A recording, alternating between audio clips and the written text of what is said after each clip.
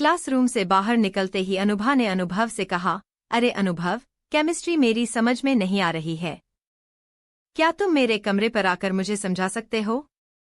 हाँ, लेकिन छुट्टी के दिन ही आ पाऊंगा। ठीक है। तुम मेरा मोबाइल नंबर ले लो और अपना नंबर दे दो, मैं इस रविवार को तुम्हारा इंतजार करूंगी। मेरा कमरा नीलम टॉकीज के पास ही है। वहां पहुंचकर मुझे फोन कर देना। मैं तुम्हें ले लूंगी। रविवार को अनुभव अनुभा के घर में पहुंचा। अनुभा ने बताया कि उसके साथ एक लड़की और रहती है। वह कंप्यूटर का कोर्स कर रही है। अभी वह अपने गांव गई है। अनुभव ने अनुभा से कहा कि वह केमिस्ट्री की किताब निकाले और जो समझ में न आया है वह पूछ ले। अनुभा ने किताब निकाली और बहुत देर तक दोनों सूत्र हल करते रहे। अचानक अनुभा उठी और बोली, मैं चाय बनाकर लाती हूँ।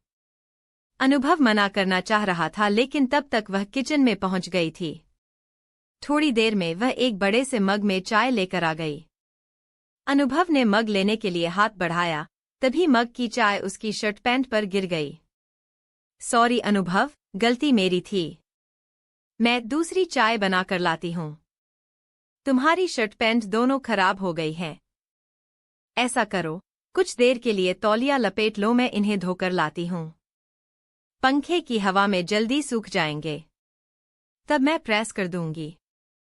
अनुभव ना करता रहा, लेकिन अनुभा उसकी ओर तौलिया उछालकर भीतर चली गई। अनुभव ने शर्ट पैंट उतारकर तौलिया लपेट लिया। तब तक अनुभा दूसरे मग में चाय लेकर आ गई थी। वह शर्ट पैंट लेकर धोने चली गई। अनुभव ने चाय खत्म की ही थी कि अनुभा कपड़े फैलाकर वापस आ गई। उसने ढीला ढाला गाउन पहन रखा था। अनुभव ने सोचा शायद कपड़े धोने के लिए उसने ड्रेस बदली हो। अचानक अनुभा असहज महसूस करने लगी, मानो गाउन के भीतर कोई कीड़ा घुस गया हो। अनुभा ने तुरंत अपना गाउन उतार फेंका और उसे उलट-पलट कर देखने लगी। अनुभव ने देखा कि अनुभा गाउन के भीतर ब्रा और पैंटी में थी। वह जोश और संकोच से भर उठा। एकाएक हाथ बढ़ाकर अनुभा ने उसका तौलिया खींच लिया। अनुभव अंडरवियर में सामने खड़ा था। अनुभा उससे लिपट गई। अनुभव भी अपने आप को संभाल नहीं सका। दोनों वासना के दलदल में रपट गए। अगले रविवार को अनुभा ने फोन कर अनुभव को आने का न्योता दिया। अनुभव ने आने में आनाकानी की, पर अनुभा के यह कहने पर कि पिछले रविवार की कहानी वह सबको बता देगी, वह आने को तैयार हो गया। अनुभव के आते ही अनुभा उसे पकड़कर चूमने लगी और गाउन की चेन खींचकर तकरीबन बिना कपड़ों के बाहर आ गई। अनुभव भी जोश में था। पिछली बार की कहानी एक बार फिर दोहराई गई। जब ज्वार शांत हो गया, अनुभा उसे लेकर गोद में बैठ गई और उसके नाजुक अंगों से खेलने लगी। अनुभा ने पहले से रखा हुआ दूध का गिलास उसे पीने को दिया। अनुभव ने एक ही घूंट में गिलास खाली कर दिया। अभी वे बातें कर ही रहे थे कि भीतर के कमरे से उसकी सहेली रमा निकलकर बाहर आ गई। रमा को देखकर अनुभव चौंक उठा। अनुभा ने कहा कि घबराने की कोई बात नहीं है, वह उसकी सहेली है और उसी के साथ रहती है। रमा दोनों के बीच आकर बैठ गई। अचानक अनुभा उठकर भीतर चली गई। रमा ने अनुभव को बाहों में भींच लिया। न चाहते हुए भी अनुभव को रमा के साथ वही सब करना पड़ा। जब अनुभव घर जाने के लिए उठा तो बहुत कमजोरी महसूस कर रहा था। दोनों ने चुंबन लेकर उसे विदा किया। इसके बाद से अनुभव उनसे मिलने में कतराने लगा। उनके फोन आते ही वह काट देता।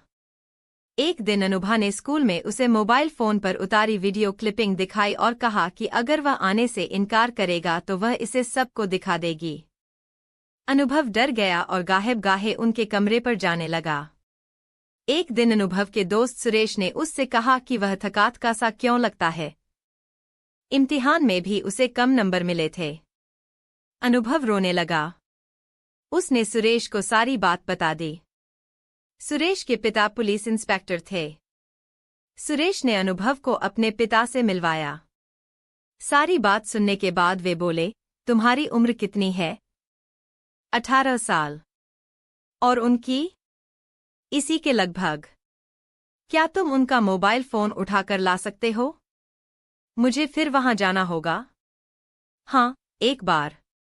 अब की बार जब अनुभा का फोन आया तो अनुभव काफी नानुकर के बाद हूबहू उसी के जैसा मोबाइल लेकर उनके कमरे में पहुंचा। 2 घंटे समय बिताने के बाद जब वह लौटा तो उसके पास अनुभा का मोबाइल फोन था। मोबाइल क्लिपिंग देखकर इंस्पेक्टर चकित रह गए। यह उनकी जिंदगी में अजीब तरह का केस था। उन्होंने अनुभव से एक शिकायत लिखवाकर दोनों लड़कियों को थाने बुला लिया।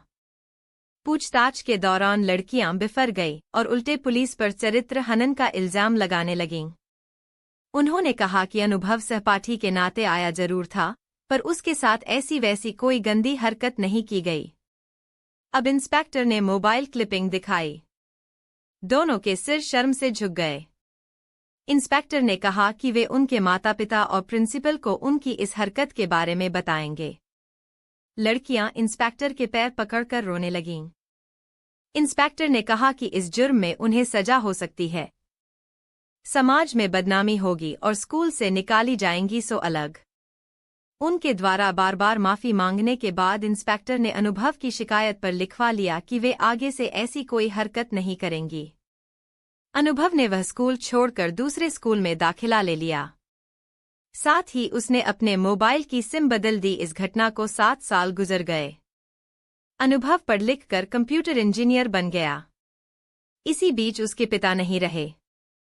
मां की जिद थी कि वह शादी कर ले। अनुभव ने मां से कहा कि वे अपनी पसंद की जिस लड़की को चुनेंगी वह उसी से शादी कर लेगा। अनुभव को अपनी कंपनी से बहुत कम छुट्टी मिलती थी। एन फेरों के दिन वह घर आ पाया। शादी खूब धूमधाम से हो गई। सुहागरात के दिन अनुभव ने जैसे ही दुल्हन का घूंघट उठाया वह चौंक पड़ा। पलंग पर लाजवंती सी घुटनों में सिर दबाए अनुभा बैठी थी। तुम? अनुभव ने चौंकते हुए कहा। हाँ, मैं। अपनी गलती का प्रायश्चित करने के लिए अब जिंदगी भर के लिए फिर तुम्हारी देहरी पर मैं आ गई हूँ। हो सके तो मुझे माफ कर देना। इतना कहकर अनुभा ने अनुभव को गले लगा लिया।